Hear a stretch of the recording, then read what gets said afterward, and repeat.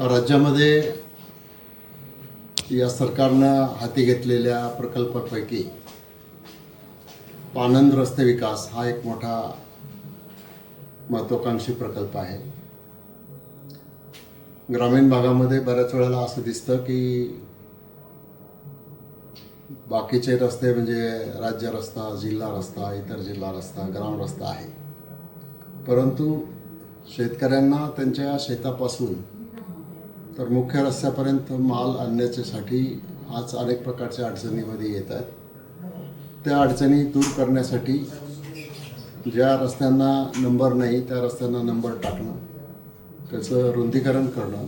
आणि ते रस्ते शेतकऱ्यांना वाहतुकीसाठी खुले करून देणं, याच्यासाठी जी कमिटी नेमलेली आहे ती कमिटीची बैठक आज घोडेगावला झाली आणि या बैठकीमध्ये जो आराखडा तयार करायला सांगितला तो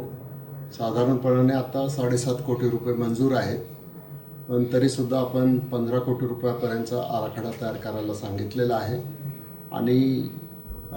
हा जो कार्यक्रम आहे हा माझा एक प्रयत्न राहणार आहे की 1 वर्षामध्ये सगळे छोटे मोठे रस्ते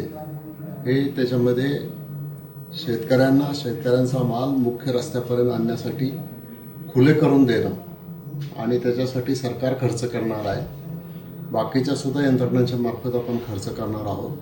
फक्त मी एवढंच सांगू इच्छितो की एक